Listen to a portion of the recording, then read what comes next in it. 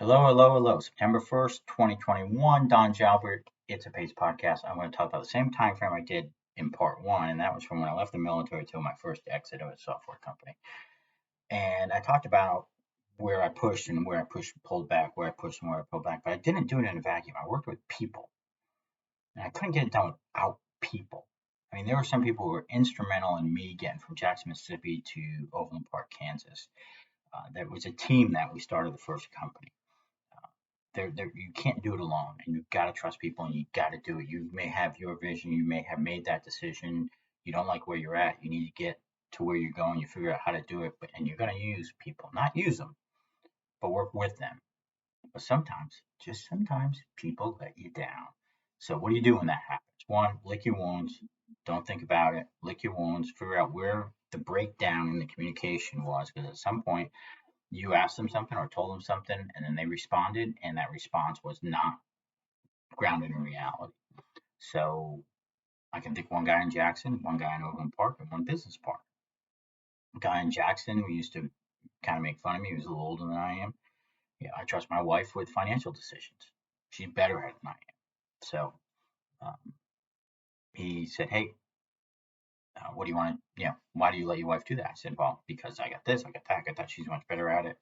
Let her handle it. It's easy." Then there was a guy in Overland Park, and he wasn't happy about anything. I mean, nothing. Couldn't figure it out, and he's probably still doing the same job complaining. And every time I went to him to ask him a question, he would give me an answer, and he would omit a little piece of information so he could come in and save the day. So didn't make any sense to me.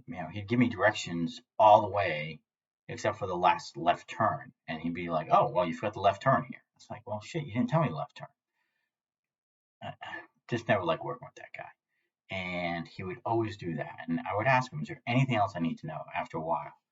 And finally, I stopped wanting to ask him. And boom, as soon as I stopped relying on him and I just threw him away in my mind, mentally in my mind, my life got a lot easier. And the last one really stung me for a while, and he forced me out of the first company.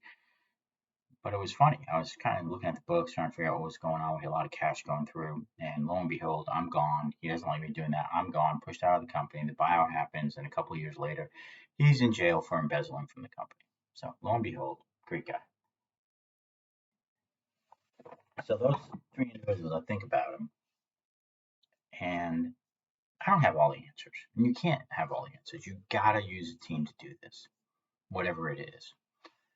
But they're your biggest strength. People are your biggest strength and their biggest weakness.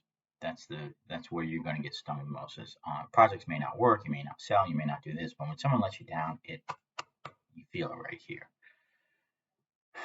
But over that course of time, when I was going 100 miles an hour and moving ahead professionally and financially, I will go back to these three people and say, what did I do wrong? Then you got to look at how you did not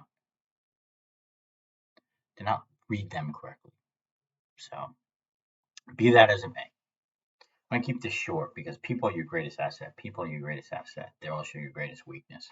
So by the time the end of the year comes along, someone's gonna let you down. By the time the end of the year comes along, make sure you don't let anybody down yourself. That's pretty much my goal for the next 120 days. I'm not gonna allow me to let anybody down. So it's a pace. You need people. You can't do it in a vacuum.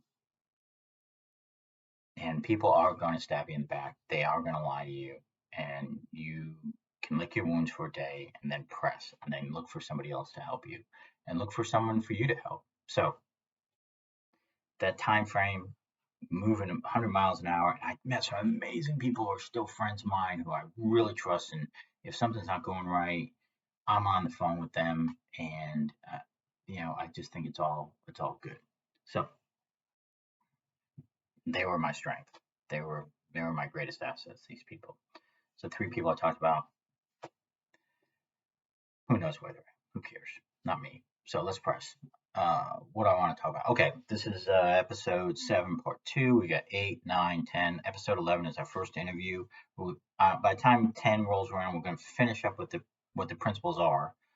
And I'm really going to just dive into them very, very lightly over the next few episodes. And then on the interview, I'm going to ask people about these. So I want to talk to people about when they took the risk, what their culture is like, what they are like. So there's a lot going on and with It's a Pace.